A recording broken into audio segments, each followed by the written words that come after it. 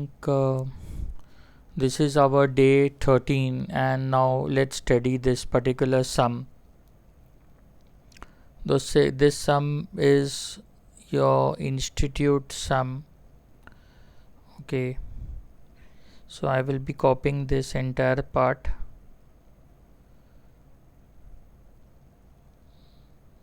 Okay, let this entire page come.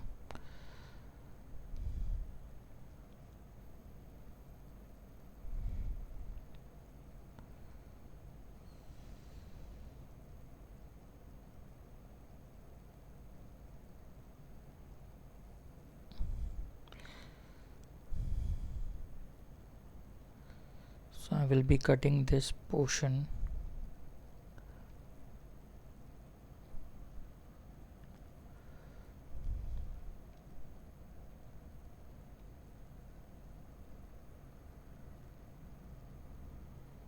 Okay, let's try one more time.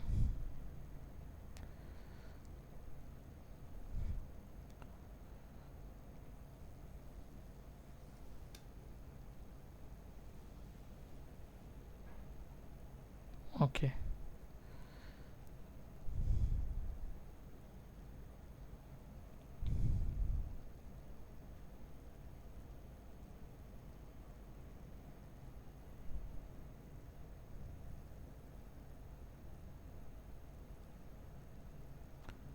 It's quite small.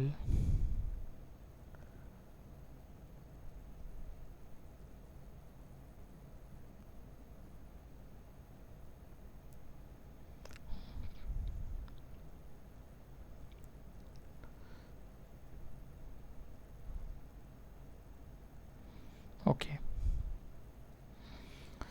so I will be reading this sum. So let's start. ABC Limited has the following capital structure examined, which is considered to be optimum as on 31st March 2017. So this is the capital structure of the company ABC Limited, and this capital structure they have said it is optimum. It means that this is the best capital structure. The ratio in which the sources are divided is the best. It's the optimum part. So this is the key area which you need to pay attention. The company share has a market price of 23.60. Okay, then the market price of the share is 23.60. So 23.60 is the market price of one equity share. Next year dividend per share is 50% of 2017 earning per share. So 2017 earning per share is 50% is the next year dividend. The following is the trend of EPS for the preceding 10 years. So they have given the earning per share trend, and you can see that the earning per share is increasing over the period of 10 years. Then the company issued new debenture carrying 16% rate of interest, and the current market price of the debenture is 96. Okay, so 16% is the rate of interest and the market value of the debenture is 96. Preference share 9.2 is the market price with an annual dividend of 1.1 were also issued. Then the company is in 50% tax bracket. So you have to calculate after tax cost of new debt, cost of new preference shares, and then new equity shares, assuming new equity share from retained earnings. So they are telling that retained earnings is a part of equity share capital. So yes, that is implied that the retained earnings are a part of equity shareholders fund. So that only they have mentioned over here. Then calculate the marginal cost of capital when no new share are issued, and determine the amount that can be spent for capital investment before new ordinary shares must be sold, assuming that retained earnings for the next year investment of 50% of 2017. Compute the marginal cost of capital when the funds exceed the amount in C, assuming new equity share is issued at 20. Okay, so there are many different details which they have given to us. So one after the other we are going to solve it. So Where is the stylus gone? Okay. So right now I will be solving one after the other, and don't worry, I will be explaining it properly. So you have to be patient enough to listen. So now we need to find the cost of new debt, and the new debt is in the form of debentures. So we are going to find the cost of debentures, and they have not mentioned anything, so these are irredeemable debentures. So these are irredeemable debentures. So the cost of debt is interest, then give the effect of tax savings, so 1 minus tax, divide by the current market price and multiply by 100. So the company has issued new debentures carrying 16% as the rate of interest, and if nothing is mentioned, you have to take the face value of the debenture to be 100. So I am calculating interest, face value I have assumed it to be 100, into the rate. So 16% is the rate of interest. So the face value is 100, and 16% of 100 will give me 16 rupees. So 16 rupees is the interest per annum. Then 1 minus the tax rate. So the company is in 50% tax bracket, so the tax rate is 0.5. Then divide by the current market price of the debenture. So current market price of the debenture is 96. So 96, and this we are going to multiply by 100. It means that I have sold the debenture at a price of 96. In other words, I have collected, my net proceeds are equal to 96. So 16 into this will be 8, divide by 96, and this we are going to multiply by 100. So 8 divided by 96 percentage. So 8.33% is the cost of debentures. So this we have already discussed in our previous questions, that in the denominator normally we should take the debt, and if I've already mentioned that if they have given you the market value, so instead of taking the debt you have to take the market value over here. So the market value should be taken in the denominator instead of taking the debt portion, which is 100. So the debt portion is 100, so you have to take it at 96. Since it might happen that the debentures having a face value of 100 are issued at a discount, and they are issued at 96 rupees. So 96 is the net proceeds which I am having with me, so that will be taken in the denominator. So this is one thing which you need to be careful. So I will summarize it properly for you. There are two things you need to remember. If they give you the market price, in the denominator take the market price. If they don't give you the market price, then in the denominator you take it 100, which is the face value. So there are two things which you need to remember. Then we are going to find the cost of new preference shares. So we are going to find the cost of preference shares. Again, these preference shares are irredeemable since they have not given us any information of the redemption period. So the cost of preference shares is KP. So the preference dividend is one of the cost which I will be paying per annum. Divide by the current market price of the preference share into 100. So the preference share is 9.20. So the current market price of the preference share is 9.20, and the annual dividend is 1.1. So 1.1 is the annual dividend, and this I am going to multiply by 100. So 1.1 divided by 9.20 percentage. So I am going to get 11.96% as approx. I have taken the cost of preference shares. Then we have to find the cost of equity shares, and here they have given the details of the equity shares. So since the earning per share has risen, so we need to find the growth rate. So I'm going to find the cost of equity using the dividend growth model. So by using the dividend growth model, and it says that the cost of equity is your future dividend divided by the current market price plus the growth rate, and this you have to multiply by 100. So I will be doing the working over here. So the new equity share, so the company has a market price of, the company share has a market price of 23.60. so P0, I know it is 23.60, that is the market price. Then next year dividend per share is 50% of the year 2017 EPS.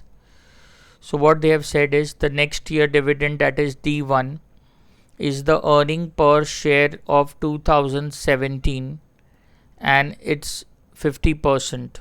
That is the 50% of the earning per share of 2017 will be the dividend of the next year, which is D1.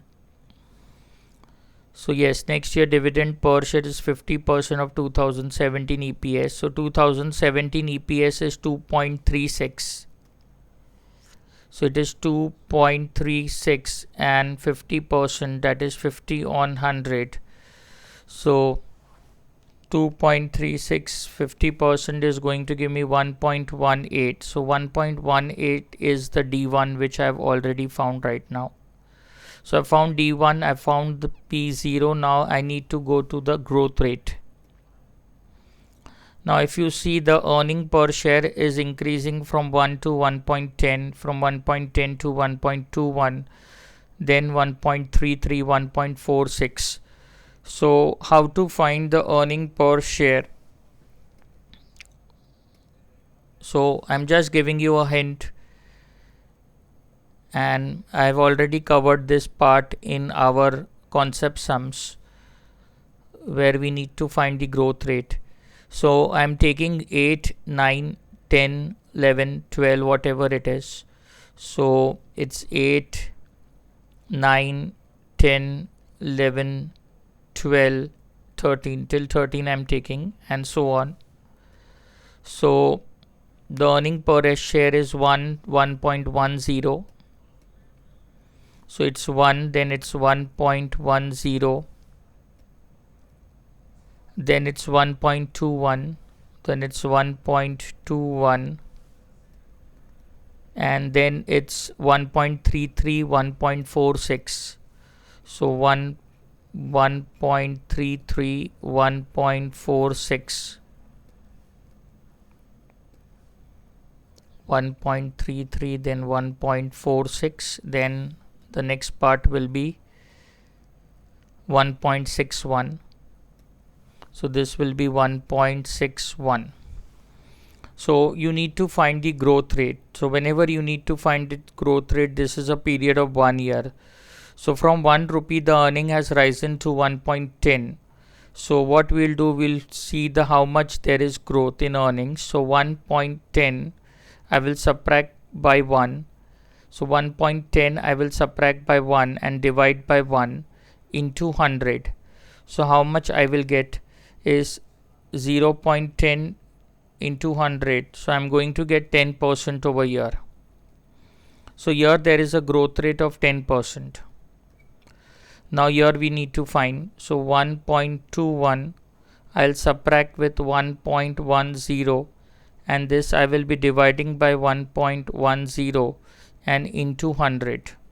So 1.21 minus 1.10 divided by 1.10 into 100 is again giving me a growth rate of 10%.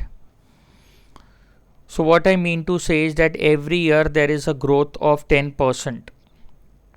Now since every year there is a growth rate of 10%, then we are going to find the average growth rate. So I'm rubbing this part since I don't have much space here. So be careful. So whatever I'm teaching is,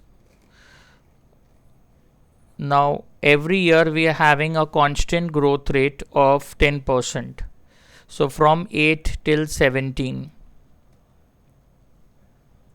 So from 0, 8, 0, 9, 10, 11, 12, 13, 14, 15, 16 and 17. These are the years. From 0, 8 to 9 there is 10%. From 9 to 10 there is 10. From 10 to 11 there is 10. From 11 to 12 there is 10% growth. 12 to 13 10. 13 to 14 10. 14 to 15 10. 15 to 16 10. And 16 to 17 10.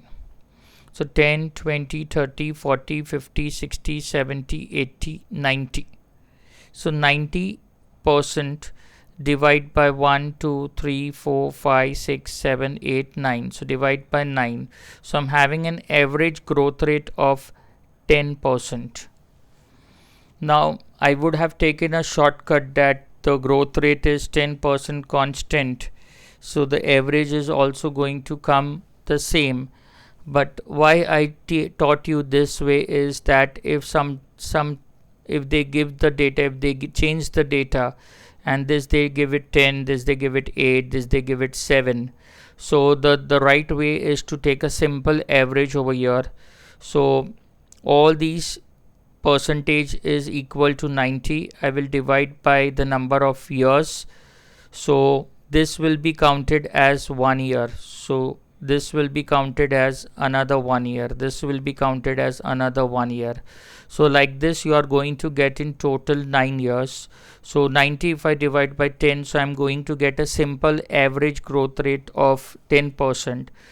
So this you need to remember. If the data is changed, then your growth rate is also going to change. So I hope I've made myself clear. So the growth rate is 10%, which is nothing but 0.10. Now all the details I will be putting here. D1 is 1.18. Then we have the P0, which is 23.60. Then we have the growth rate, which is 0.10. And this we are going to multiply by 100. So 1.18 if I divide by 23.60 plus 0.10 into 100. So I'm going to get a cost of equity of 15%. So I think I have answered the first part. We have to find the cost of new debt, okay, which we have found new preference shares and new equity shares. So this much portion, the first part, I have solved it to you. Now we are moving to the next part. We have to calculate the marginal cost of capital and when no new shares are issued. So I've already told you that whenever you start a new project, so you are going to calculate the cost of that project. So that additional cost of that particular project is your marginal cost of capital. So you have to calculate the marginal cost of capital when no new shares are issued. So now we are moving further to the B part. We need to calculate the marginal cost of capital, and they are saying that no new shares are issued. No new shares are issued. It means that we are going to calculate the weighted average cost of capital, only. And since no new shares are issued, so the capital structure is going to remain same. And they have already mentioned in the first point that the capital structure is optimum, it is the best. So what we are going to find is the weighted average cost of capital for that particular project, which is also known as marginal cost of capital. So no new shares are issued means we are taking the capital structure to be the same. So we are going to find the weights, and straight away I will be doing it since we don't know how much amount of the money we are putting into the project. But one thing we know is that we are keeping the capital structure to be same. So 30,000 if I divide by 2 lakhs, so I'm getting a weight of 0.15, and 10,000 if I divide by 2 lakhs, so I'm getting a weight of 0.05, and 1 lakh 60 if I divide by 2 lakhs, so I'm going to get 0.80. So this is the optimum weight or combination for my new project also. So what I will be getting, I will put the sources, I will put the weights. The sources are going to remain the same. It is debentures, preference shares and equity shares. So we have debentures, then we have preference shares, and then we have equity shares. The weight is going to remain the same. So the weight is 0.15, 0.05, 0.15, 0.05, and the next part is 0.80. So 0.80, and the total weight should come to 1. And the cost of capital percentage we have already found out in the first part. So we are having cost of debentures to be 8.33%. So 8.33. Then cost of preference shares will be 11.96. So this will be 11.96, and cost of equity shares will be 15. So here 15. Then this weight we are going to multiply by cost of capital percentage, and this will be the weighted average cost of capital, or you can say the marginal cost of capital for that particular project. So this into this I will be multiplying. So 0.15 into 8.33. So it is 1.2495. This and this, 0.05 into 11.96. So it's 0.5. So it's 0.598, and 0.80 into 15. So it is going to give me 12. So this will be my marginal cost of capital for that particular project. So 1.2495 plus 0.598 plus 12. So it will be 13.8475 percentage. So this will be my overall cost of capital for that project. 13.85%. I will take it as approximation.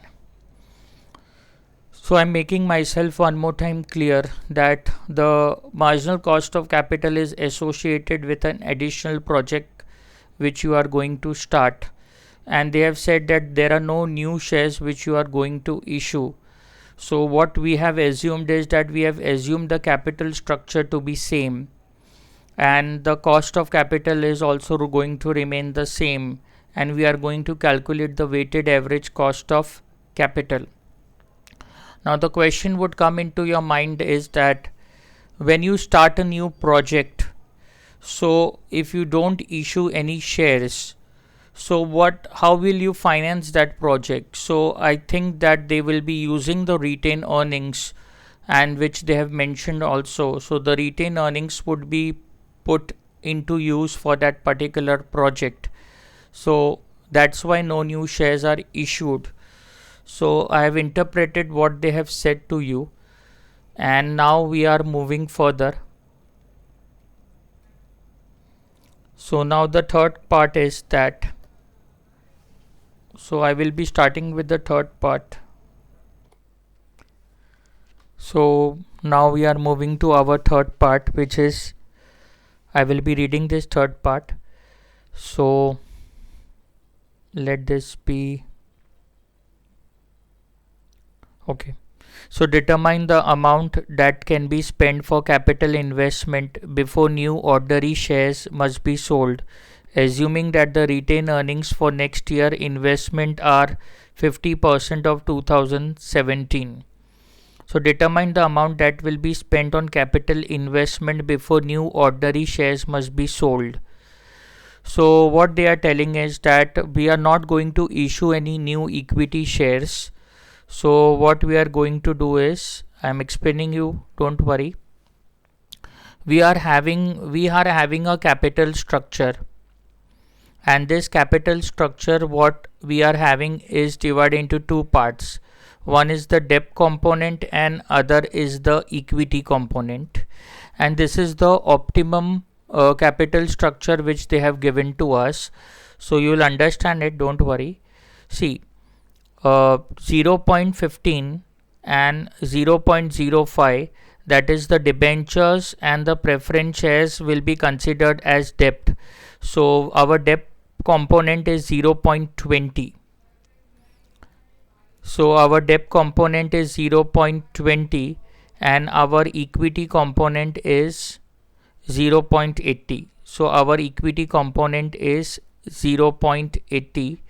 So I can tell that 20% is the debt component and 80% is the equity component. This is our optimum capital structure. Now we will come back to the question and try to understand it. Determine the amount that can be spent for capital investment before new ordinary shares must be sold, and assuming that the retained earnings for next year investment are 50% of 2017. So what they have said is that we are not going to issue new equity shares, and they are telling that they are using the retained earnings, and retained earnings are a part of equity. So what they are telling is that we have our retained earnings, and these retained earnings we are going to invest in the project. So how much is the retained earnings? And this retained earnings is nothing but our equity. So let us find the retained earnings. So what is the retained earnings? Next year, the retained earnings for the next year investment of 50% of 2017. So what we are going to find is the number of equity shares, right, into the earning per share of 2017, and these are the total earnings, and 50% of that earnings, of these earnings, 50% of these earnings is our retained earnings. So they are giving us the way to calculate the retained earnings. So the number of equity shares into the earning per share of 2017 will give me the total earnings, and its 50% are the retained earnings. So its 50% will be the retained earnings. So let us see how many equity shares are there. So we have 10,000 equity shares, and the earning for 2017 is 2.36. So we have 10,000 as our equity shares, and our earnings is 2.36, and its 50% is our we would have retained earnings in our hand. So 10,000 into 2.36, so total earnings is 23,600, and it's 50%. So 11,800 rupees we are already having as our retained earnings, and this retained earnings we are going to invest into the project. So I can say that so what I can say is that 11,800 is your equity component. So how much would be our debt component? So what they mean to say is, now I will be able to make it more clear to you all, that we are having our retained earnings, which is a part of equity, which is 11,800. So we are not going to issue some new shares. So we are not going to issue any new shares. So 11,800 retained earnings we are going to invest into the project. So how much debt will be there, so that the capital structure should remain optimum? So how much debt? So how much money we will raise by the way of debt? So there is no restriction to raise the money by the way of debt, but there is a restriction to raise the money by the way of equity. So that is the catch in this part. So I will be finding debt. So how I will be finding debt is, this 0.20 into 11,800 and divide by 0.80. So I'm doing the cross multiplication. So 0.20 I will multiply by 11,800 and then I'm going to divide by 0.80. So I'm getting a depth of 2950. So how much the project would cost? So the project is going to cost me debt portion, which is 2950, which I will raise, and it is having equity which is 11,800. So the project is having a total cost of 11,800 plus 2950. So 14,750 is the total cost of the project.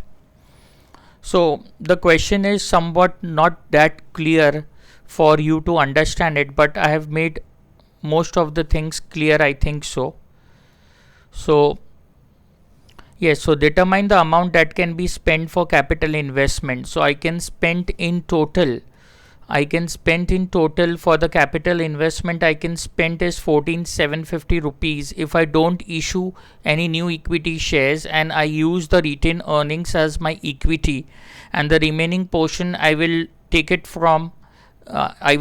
either as a bank loan or maybe issue debentures, and that to the extent of 2950 I will be able to raise. So this is the total 14,750 is your answer. So I have made it very much clear to you. Now we are moving to the fourth part. Now they are going to D part. Okay. So compute the marginal cost of capital when the funds exceed the amount in C, assuming new equity is issued at 20 per share. So now what they have said is that you have to find, there is another project and you are going to spend more money than in C. So in C means 14,750. So your previous project was of 14,750. Now your new project will be greater than 14,750. So what they are telling is, now since your project budget has risen, so you are going to issue new equity shares to finance the project, and the cost of the project will be more than 14,750. So you are going to issue new equity shares. So in this sum, what we are assuming that the capital structure is going to remain the same. So first we are going to find the cost of these new equity shares. So cost of equity using the dividend growth model, since the growth rate they have given, so dividend growth model we are using it. So the cost of equity will be of future dividend divided by the current market price plus the growth rate, and this you have to multiply by 100. So this is the cost of new equity. So assuming that the new equity is issued at 20 per share, so what they have said is that the current market price of the new equity, that is P0, is 20, and the dividend and the growth rate we are assuming to be the same. So the D1 is 1.18 and the growth rate is 0.10. So 1.18 plus this will be 0.10, this we are assuming to be the same, and this into 100. So 1.18 if I divide by 20 plus I 0.10 into 100, so I am going to get the cost of equity to be 15.9%, though this would be my revised cost of equity. Now we need to find the marginal cost of capital, that is the weighted average cost of capital of that additional project. So we are going to find the marginal cost of capital of the new project whose cost is exceeding 14,750, which is greater than the C part. So what we are going to get it, we are having the same capital structure. So we are having the debentures, we are having the preference shares, and we are having the equity shares. So in sources, what we have is, we have the debentures, then we have the preference shares, and now we have the new equity shares. Since the capital structure is optimum, so we are keeping the weights to be the same as original. So 0.15, 0.05 and 0.80. So 0.15, 0.05 and 0.80. So the weight is kept to be optimum. Then the cost of capital percentage, the debentures and preference shares, we are going to take the same as 1. That is what we have calculated. So cost of debentures will be 8.33. So 8.33 will be the cost of debentures. Then the preference shares,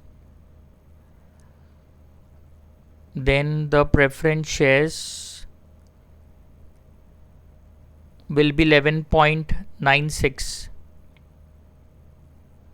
So 11.96 will be the preference shares, and the new equity shares. So this new equity share for this new project, which the new revised market price they have given, is 15.9. So 15.9. Then weight we are going to multiply by cost of capital percentage. So this and this. So 0.15 into 8.33. So 1.2495. 0.05 into 11.96. So it will be 0.598. 0.80 into 15.9 will be 12.72. So I will be going to get the marginal cost of capital, or the weighted average cost of capital for that particular project, 1.2495 plus 0.598 plus 12.72. So I'm going to get 14.5675. So I can take the marginal cost of capital to be 14.57% in approximation. So there are so many assumptions in this particular part which we are taking in it. So you all can watch the lectures as many times as you all want.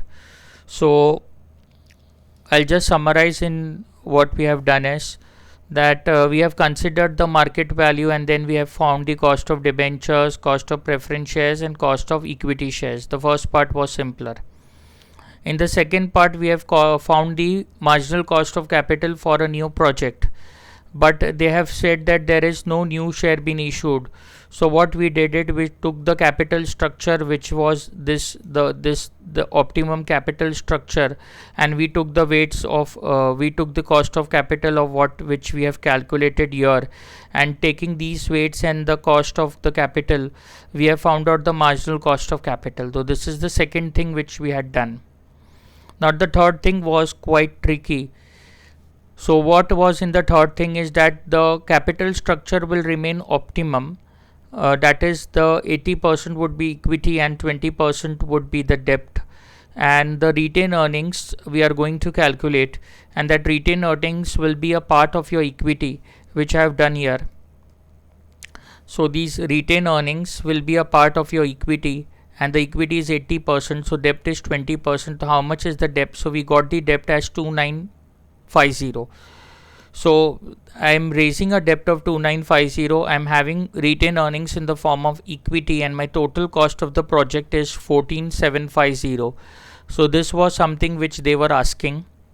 And in the fourth part, they had said that the new project, again one more project you are taking in, and the cost of this new project is greater than the previous cost of the project, and to increase this cost, to raise more funds, you are issuing new equity shares.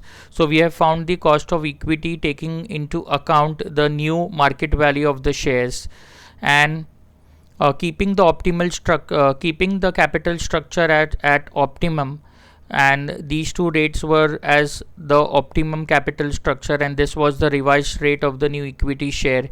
And then we found the marginal cost of capital, or weighted average cost of capital, of that additional project. So you need to go through the sum. If it all happens, you can read it one more time. So this ends our chapter. Thank you.